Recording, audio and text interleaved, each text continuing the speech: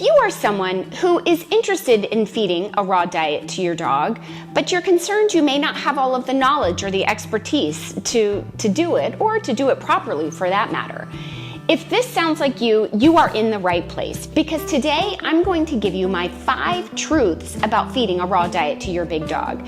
These are things that have been born out of many years of experience and my own personal opinions on the matter. I'm sure that there will be some who disagree with some of the things I'm about to say in this video, and it may stir up a bit of controversy. So, if you are interested in these 5 truths about feeding a raw diet to your big dog, stay tuned. If you are new here, my name is Stephanie, aka Big Dog Mom, and on this channel, I provide information and resources to help you and your big dog live your best life together.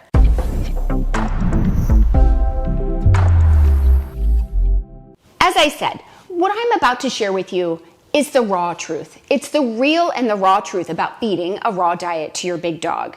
These are things that I know to be true and are simply my opinions. And again, there may be some who totally disagree with me, and that's okay. We can agree to disagree. Big Dog Mom is a place for all viewpoints. So if you disagree with me, tell me why in the comments below. Okay, let's get started. Here's the first fact about raw feeding that you need to know. You are never going to have full, complete, and perfect knowledge about raw feeding. You just never are. So if you are somebody who right now is scouring the internet, you are gathering knowledge, you are in the position where you may have a bit of analysis paralysis, as they say. You could write a textbook about raw feeding, and yet you are still feeding kibble. You don't quite feel comfortable with the knowledge that you have for some reason. And for many of us, we live in a constant state of feeling there are gaps in our knowledge. I'm here to tell you that's okay. You can start raw feeding even though you don't know everything. It's impossible to know everything. That's why we are here. We live our lives learning and adapting and problem solving, figuring things out as we go. And so much of life is about experience anyway. So if you never start, you will never gain that knowledge and that experience. If you are someone who feels like you just don't know enough, as long as you have the fundamentals down, you have enough. I started raw feeding with literally no knowledge other than the percentage of meat, bone, and organ. That was literally all I knew. 80% meat, 10% bone, 10% organ. The organ, you want to make sure that you are feeding liver and another secreting organ like spleen or kidney. If you have a dog that has very specific medical needs, you will definitely want to be seeking counsel from your veterinarian and other experts that you get advice from. Don't start a raw diet with a dog that has kidney disease. We don't want to hurt any dogs out there. But for the vast majority of dogs, they are perfectly healthy, eating a kibble diet with an owner who's worried about starting a raw diet. And that's who I'm speaking to in this video. So I hope that that's clear. There is more to raw feeding, to be sure, than just what I told you. I have a number of videos here on Big Dog Mom that go into more detail. And I will have many more raw feeding videos coming soon. So as long as you have access to your food and a basic understanding of how to put a meal together, you are ready to start today. If you have questions that are easily answered, put them in the comments below. I'm sure that myself or anybody else can help you answer those questions. But the important thing is that when you get an answer to a specific question, that you take action on that information. In other words, you're not just compiling your textbook, you're actually implementing what you learned. The first thing that I know to be true about a raw diet is that you are never going to know it all. And that's okay. Truth number 2 is that balance for every meal is an impossible standard. It's just not possible, in my opinion. Again, these are my opinions. There are some people out there who are, I would assume, more expert than I am in putting a raw meal together that is perfectly balanced. There are people that make a business out of putting raw recipes together for dog owners, and I applaud them for the work that they do. It's not easy, and they have an expertise that I don't have, and that's okay. I'm really totally fine with that. What I am wanting to convey with truth number 2 is if you are just an average dog owner, you are not going to provide balance in every meal that you feed your dog. You're just not. So whether some days you feed more bone than your dog may need, and so their poop is a different color, that is totally normal and happens. So then the next meal you feed a little less bone. Well, those 2 meals are not balanced with one another, are they? Right? They're not. The other thing that I will say is that the idea of a kibble diet being quote unquote balanced. Let's talk about that for a second. Kibble diets, they're balanced according to AAFCO. That's true. But even AAFCO, I'm going to read this to you because I put this in my newsletter. Again, so I have my computer. If you are not a subscriber to Big Dog Mom, you definitely want to do that. The link is in the description. But I wanted to read this to you because it speaks to the idea of balance in dog food. This is what I wrote in my newsletter, and I'm looking down because I'm reading it. Interestingly, veterinary scientists are recommending AAFCO, the Association of American Feed Control Officials, put in place a safe upper limit for the amount of copper in pet foods they regulate. Scientists believe the 2-decade-long trend of increasing liver disease in dogs is due to copper toxicity, which some dogs are sensitive to. The conclusion that I make in this is that so much of the pet food industry that claims to be perfectly balanced is really laughable. There's much more on the topic of balance on bigdogmom.com. I will link below a couple of the blog posts where I've talked in more detail about that. But the reason I wanted to highlight that article is that if you're feeding a diet of kibble, you have maybe, depending upon the food you're feeding, been getting way more copper than your dog needs. Well, is that balanced? It's not, in my mind. So what I would say is that even the experts are learning every day. They didn't know. I don't think that's malicious that they're putting too much copper in dog food. But now we know better. So maybe they'll make dog food with less copper in it to help dogs that are more at risk for liver disease. So my point is this: balance at every meal is both an imperfect standard, so doesn't happen whether you're feeding raw or kibble, but secondarily, it's unnecessary. I don't think you need every meal to be balanced. The goal with raw feeding is to have balance over time, that over the course of a week or a month, your dog will be getting everything he or she needs for optimum nutrition. But remember what I said, and I'll link the video above where I talked about this, is when we think about our dog's optimal health, it's not just the food you're feeding. Keep in mind that exercise, fresh water, the emotional aspect of your dog, that he's emotionally healthy, all of those things contribute to your dog's health. So don't discount those things and just solely focus on raw feeding as the end-all be-all to your dog's health. That is not true. But at the end of the day, the point that I wanted to make here is just that balance at every single meal is an impossible standard. So don't seek that out. If you are interested in raw feeding, don't overwhelm yourself with, does my dog have enough selenium in this meal? Or are they getting enough thiamine? Those things are important. There's no doubt. And over time, your dog will get what he or she needs. If you're feeding a diet that contains the fundamentals we just talked about, so enough bone, enough organ, enough meat, and the other parts of the diet too. So fruits and vegetables if you want to feed those. There's plenty of things. A probiotic. I wouldn't be able to start if I felt like I had to be perfect at every meal. There's no way that any human can do that. And to be perfectly frank, I don't even do that with my human kids. I don't even do that with myself. Do you? I don't think any of us do. So, all right, I won't belabor the point, but hopefully that is clear. Definitely put in the comments below if you agree with me or disagree. Definitely let me know. Let's move on to truth number 3. Truth number 3 has to do with something that we kind of just talked about. So truth number 1 had to do with I don't have enough knowledge to do this. Truth number 3 is that I'm not expert enough to raw feed my dog. I'm not smart enough to do it. What that implies is that you have the inability to learn. And I know that that's not true. I say this to my kids all of the time, and truly it is such a pet peeve of mine, maybe behind taxes, which I loathe. But what I say to my children is that, quite honestly, when you say, I have no idea, I say, well, do you have a brain in your head? Because not knowing is an idea. It's knowledge. You know that you don't have the answer. Well, could you get the answer? Could you find out?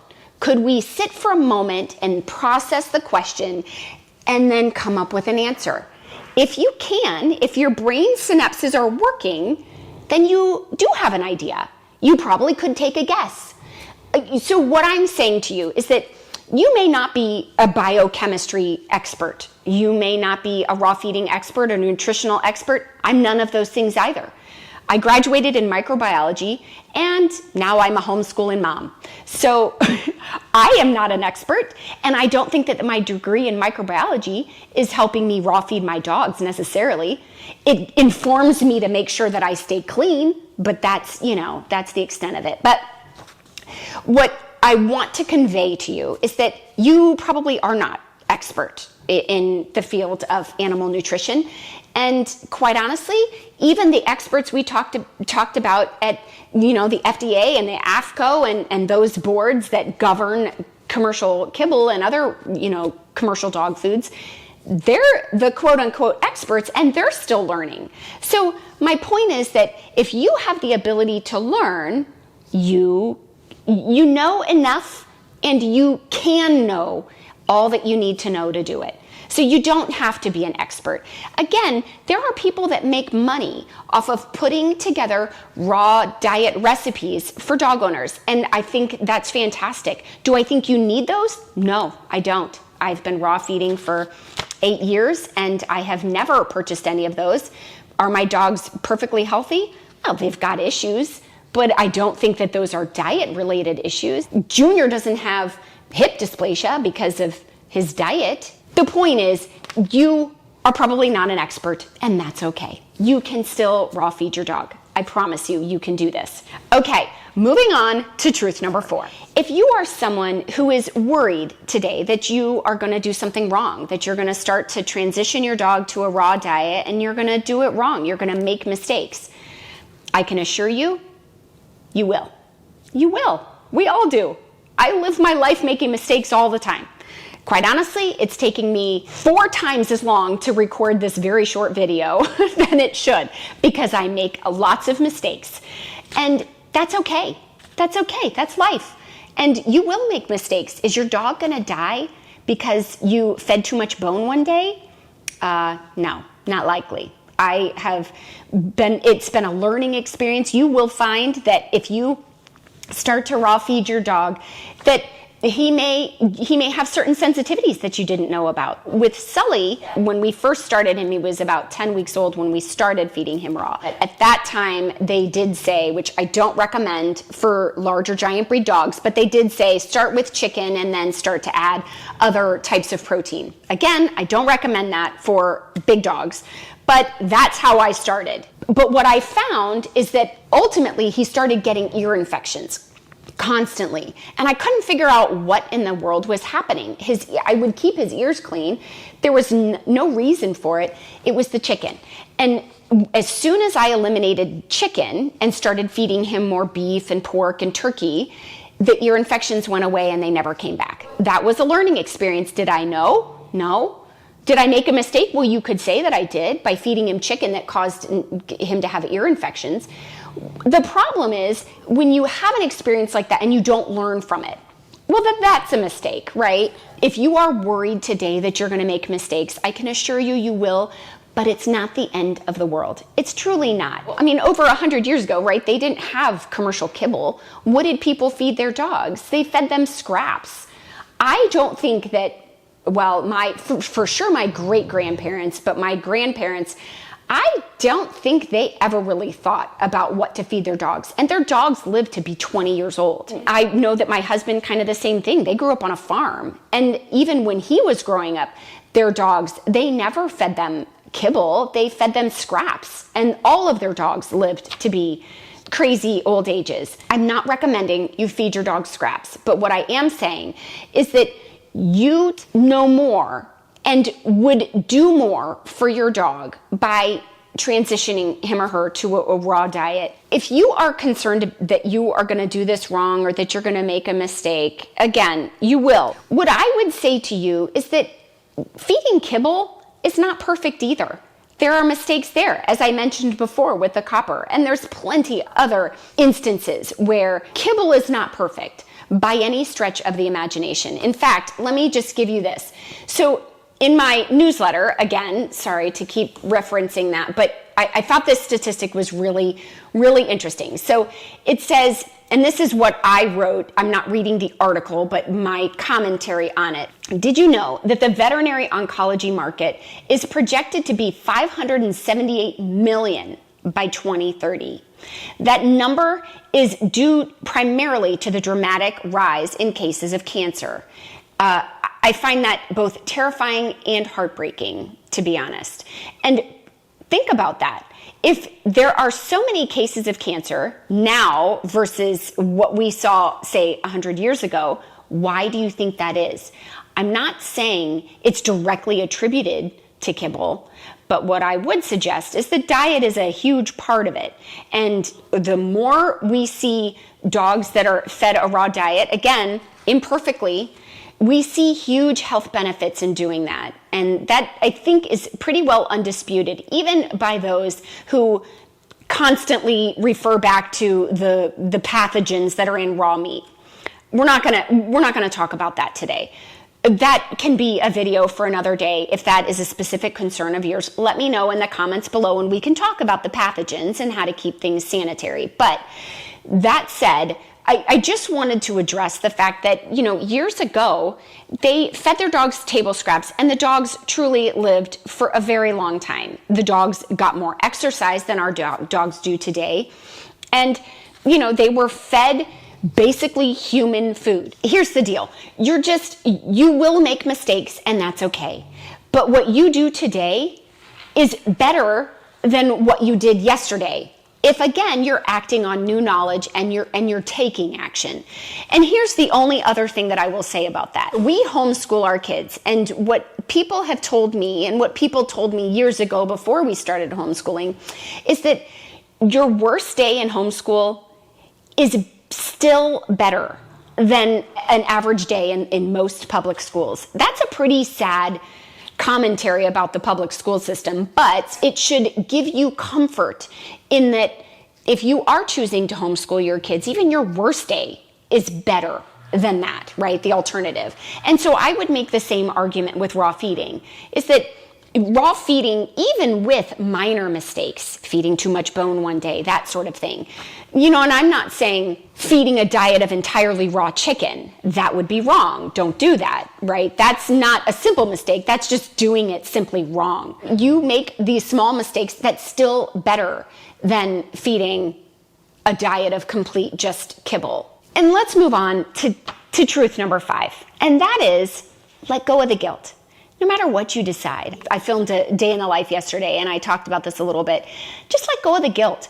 I have been on and off of feeding a raw diet to my dogs for a variety of reasons over the last 8 years. I don't have a bit of guilt about it because in every time I've had to switch them from a raw diet to a kibble diet has been for a good reason. Whether it was, we couldn't afford it. We didn't have access to the meat or the sourcing that I wanted. There's so many reasons, health reasons, that I have switched them. When Junior was first diagnosed with Wobbler syndrome, I switched him back to kibble when he was about 21 months old.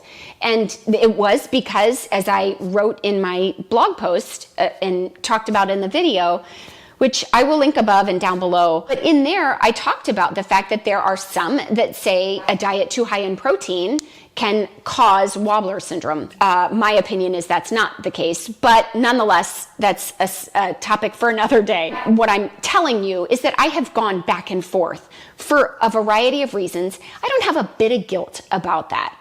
I am currently feeding a kibble diet to my dogs. You can see we finally got our order. I have raw that we will be prepping for another video, and so I'm going to actually prepare meals for the dogs. Stay tuned for that video. I don't have a bit of guilt about feeding them kibble at this point because we couldn't order. That is what it is. You make the decisions that are right for you and your big dog. And at the end of the day, your love and all of the other facets of your dog's health come into play. Give your dog exercise. Give him or her fresh water, love, attention, socialization. Don't minimize the importance of socialization. Your dog's emotional health. Focus on those things. And diet is a component, and it would be awesome if you could raw feed your dog. But if you can't, let go of the guilt. Just don't even spend one more second worrying about it. And maybe when you're in a different season of life, you can transition them. But don't feel like because you have imperfect knowledge, you're not an expert. The idea of balancing every meal is overwhelming to you. You know, any of those things. And the fact that you are afraid you're going to make mistakes. If any of those things kind of apply to you, don't feel guilty about whatever decision you make, okay? What I want you to know is the raw truth about raw feeding. Those are my truths. Those are the things that I know in my experience. And while I am definitely interested in others' opinions, we all have a different experience in life. And so where I have been and where I am today leads me to believe those 5 things that I just gave you. I hope that my sort of rambling rant here has been helpful. I would love to hear from you. Please put in the comments below, what questions do you have about raw feeding? If this has sparked any additional questions or any comments or experiences that you have had in raw feeding your dog, let me know in the comments below. Let all of us know. I think as a big dog mom community, we can learn and grow together. I hope that this has been helpful. Thank you so much for watching. Please hit that subscribe button and turn your notifications on, especially if you are interested in the topic of raw feeding. I have quite a few raw videos coming up and would love to have you stick around if you'd like to learn more about it. If you haven't done so already and you enjoyed this video, if you could click that like button, it definitely helps out the channel and it lets me know that you like this content. And with that, thank you so much for watching and we will see you in our next video. Bye for now. If you are someone who is interested in feeding a raw diet, you're intrigued at, oh no, Mo, shoot. And on this channel, Mo. Now we gotta do it all again.